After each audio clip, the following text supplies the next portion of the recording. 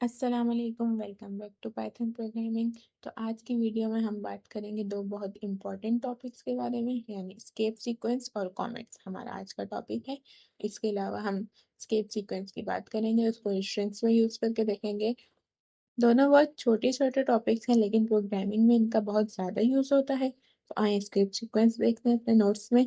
Escape sequence क्या होता है? स्केप सीक्वेंस स्पेशल कोड्स होते हैं जो स्ट्रिंग के अंदर यूज़ किए जाते हैं। हम इसको स्ट्रिंग में यूज़ करते हैं ताकि हम टेक्स्ट को प्रॉपर्ली फॉर्मेट कर सकें। ये हमेशा बैकस्लैश यानी बैकस्लैश से स्टार्ट होते हैं हमारे पास। कॉमन स्केप सीक्वेंस क्या-क्या है? बैकस्लैश एन हम न्यू लाइन के लिए यूज़ करते हैं। बैकस्लैश के साथ टी टैब स्पेस मतलब हमारे पास वो एक स्पेस दे देता है। इसके अलावा बैकस्लैश अगर अंदर प्रिंट कराना हो तब हम यूज़ करते हैं।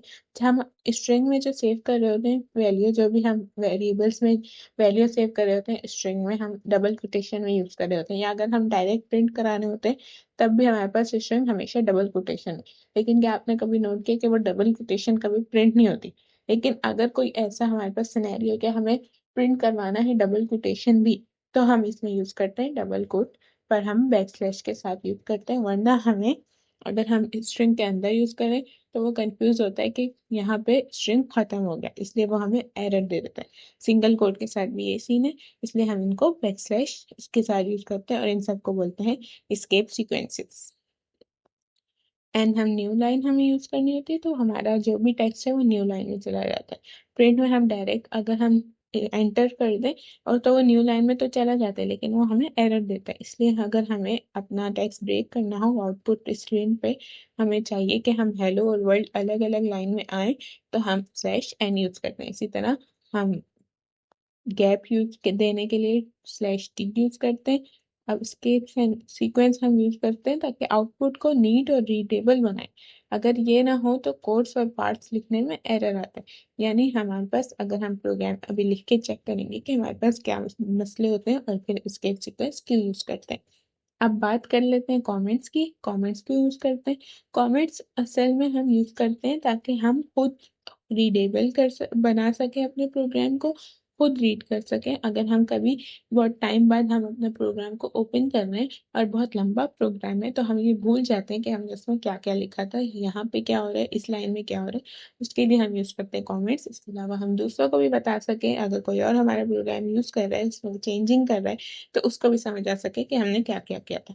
कमेंट्स कोड का वो पार्ट होता है जो पाइथन एग्जीक्यूट नहीं करता, यानी पाइथन जो है लाइन बाय लाइन उसको इंटरप्रेट कर रहा होता है, चेंज कर रहा होता है अपने कंप्यूटर लैंग्वेज में। लेकिन जो जहाँ पे हम कमेंट्स को देख लेता है पाइथन, तो वो उसको एग्जीक्यूट ही नहीं करता। ये सिर्फ कोड समझाने के लिए होता है, ताकि हमें या दूसरों को जो हमारा कोड यूज़ कर रहा है, उसको पढ़ रहा है, उसमें चेंजिंग कर रहा है, उसको समझ आ सके, और हम जब बाद में खोलें तो हमें भी समझ आ सके।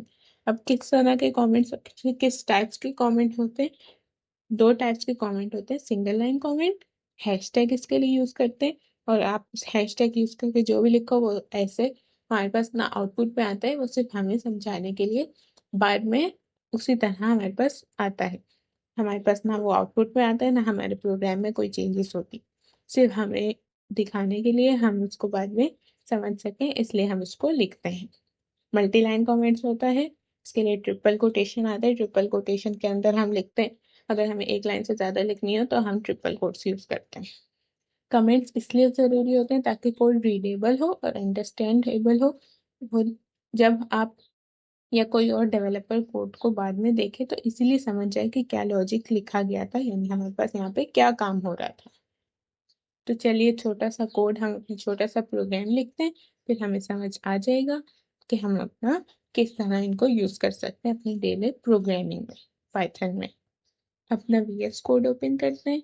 इसमें देखिए मैंने already comments and escape sequence के नाम से फाइल सेव की हुई है। अब हम इसमें अपना प्रोग्राम लिखना शुरू करते हैं। अब हम लिख लेते हैं कमेंट्स, हम चेक करते हैं, हैशटैग लगा के लिखते हैं this is a single line comment. फिर हम ट्रिपल कोट लगा के लिखते हैं this is multi line comment, Python will ignore it. ऐसे ही हम सिंपल लिख लें ताकि हमें पता चल सके कि इससे हमारे आउटपुट पे भी कोई फ़र्क नहीं पड़ेगा, और इससे हम और भी कुछ भी लिख सकते हैं हम अपनी अंडरस्टैंडिंग और दूसरों को समझाने के लिए। अब अपने एस्केप सीक्वेंस चेक करते हैं। हम प्रिंट में लिखते हैं हेलो वर्ल्ड। अब हम हेलो और वर्ल्ड हमें अलग-अलग लाइन में चाहिए। तो इसके लिए अगर हम इसको ब्रेक कर दें, तो यहाँ पे इसने हमें दे दिया एरर।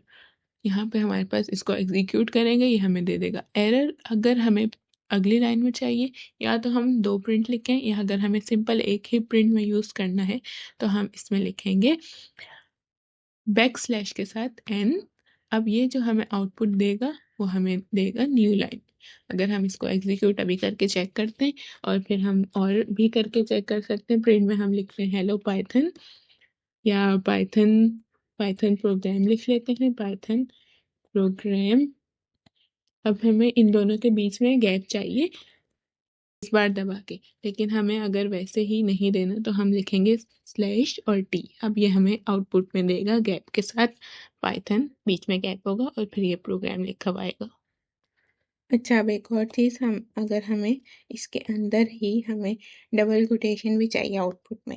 अगर हमें पूरा लिखा आना चाहिए कि मी उमैमा, अब मुझे अपने नाम पे चाहिए डबल ब्रैकेट, तो ये यहाँ पे पाइथन हमें दे देगा एरर। यहाँ पे इसने हमें एरर दिया है और ये हमारे पास इस तरह प्रिंट नहीं हो सकता।